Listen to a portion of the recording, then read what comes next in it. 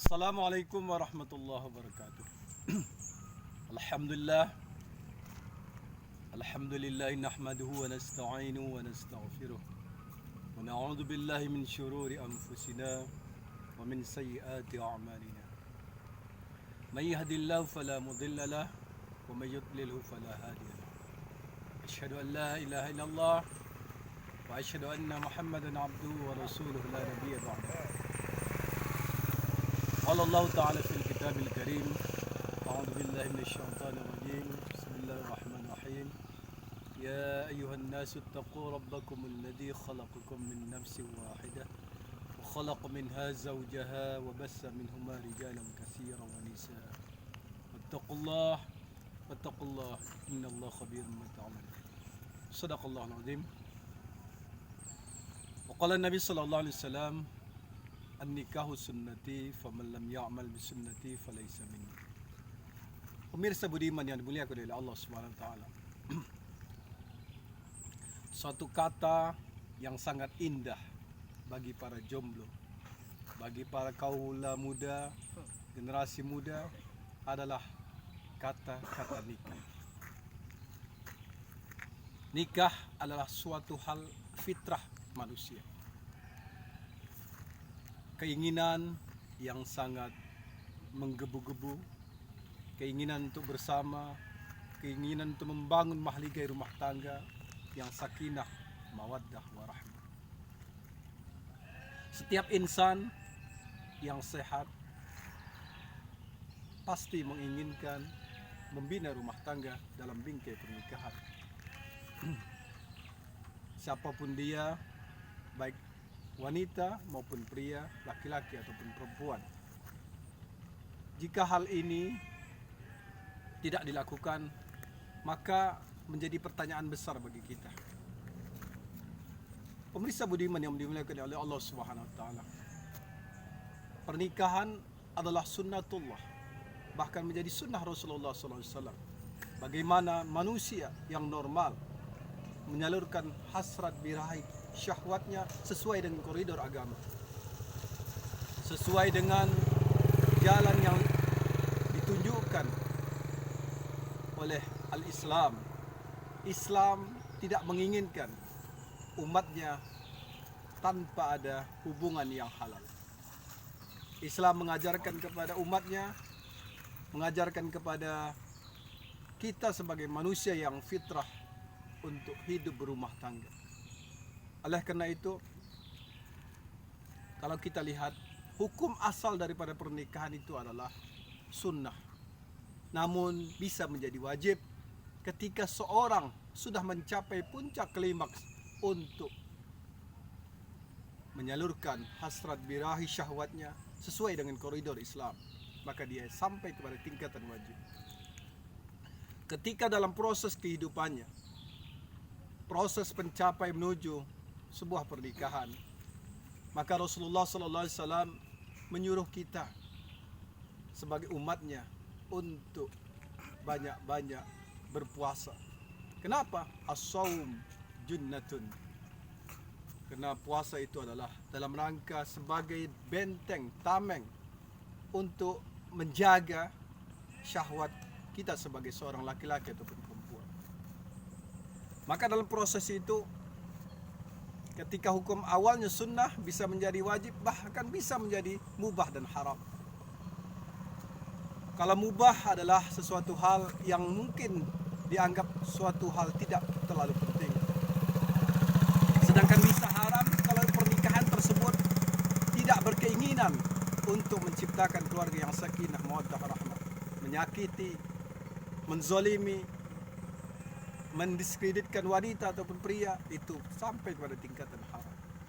Oleh karena itu, pernikahan adalah gerbang bagaimana cinta yang biasa di hadapan kaula muda itu sebuah harapan yang menjadi cita-cita dan keinginan.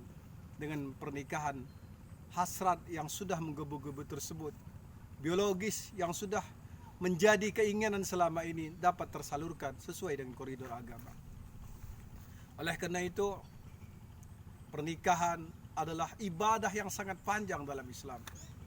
Sangat berbeda dengan syahadat. Paling hanya diucapkan 1-2 menit. Solat paling 5-10 menit. Sedangkan puasa paling hanya 1 bulan. Sedangkan berhaji itu 39 hari sampai 40 hari. Namun ketika kita seorang muslim melaksanakan sebuah pernikahan dalam bingkai keislaman, maka ibadahnya terus sepanjang kehidupan umat manusia.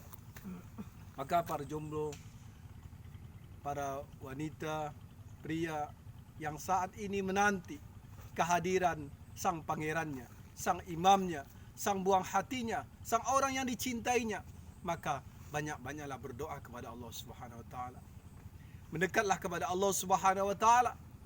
Minta kepada Allah Subhanahu wa taala di sepertiga malam. Minta kepada Allah Subhanahu wa taala dengan keyakinan yang maksimal, dengan keyakinan yang penuh, dengan powerful. Insyaallah Allah akan mengijabahi apa yang menjadi keinginan kita. Misalnya seorang berkeinginan untuk wanita yang menjadi idamannya, maka minta sepenuh hati kepada Allah Subhanahu wa taala. Minta dengan sepenuh hati kepada Allah Subhanahu wa taala, dibarengi dengan sedekah dan hal-hal yang positif lainnya. Insyaallah Allah akan mempermudah. Terkadang sudah 1 kali dicoba, ditolak.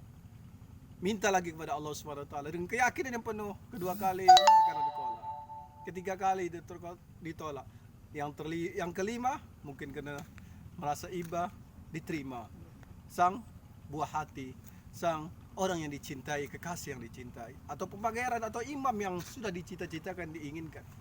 Pemirsa budiman yang dimuliakan oleh Allah Subhanahu wa taala, pernikahan ini adalah suatu hal yang unik.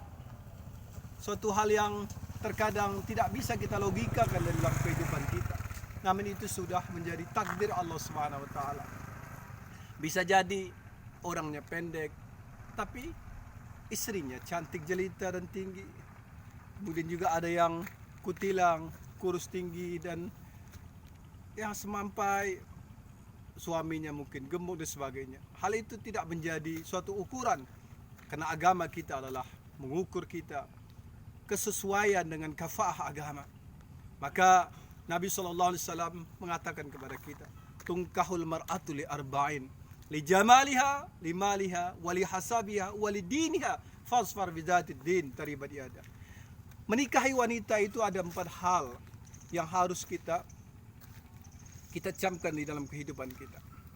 Keempat hal tersebut yang menjadi target kita, menjadi ciri khas kita, menjadi syarat kita adalah lijamaliha. Pasti, apalagi namanya kaula muda, keinginannya wanita yang cantik atau pria yang ganteng itu suatu hal yang lumrah. Walimaliha, karena mungkin kekayaannya. Wali hasabiha, keturunannya. Walidiniha fazfar bidzatid din. Siapa yang menikah karena agamanya, maka dia pasti beruntung kepada Allah Subhanahu wa taala. Kenapa? Di dalam proses pernikahan nantinya, ketika anak 1, 2, 3, 4 sebagainya, tidak lagi dilihat kecantikannya, tapi akhlakul karimahnya, agamanya yang menjadi pondasi awal. Cantik mungkin rupanya pada waktu sebelum menikah, tapi ketika menikah walaupun warasnya cantik tapi akhlaknya tidak bagus, maka ini sering terjadi perpecahan dalam rumah tangga. Tapi sudah baik akhlaknya, insyaallah maka akan menimbulkan inner beauty, kecantikan dari dalam yang ditimbulkan oleh naluri kolbinya, hatinya, sehingga melahirkan tindakan dan tindakan yang baik juga, sehingga suaminya akan betah di rumah, istri pun akan betah menjadi tanggung jawabnya sebagai seorang istri. Begitu juga suami akan menimbulkan hasrat untuk bekerja, mencari nafkah yang sangat luar biasa. Pemirsa budiman yang dimuliakan oleh Allah Subhanahu wa taala, itulah beberapa hal yang menjadi upaya kita. Bagaimana pernikahan kita yang harapkan adalah pondasi pernikahan itu adalah pondasi agama.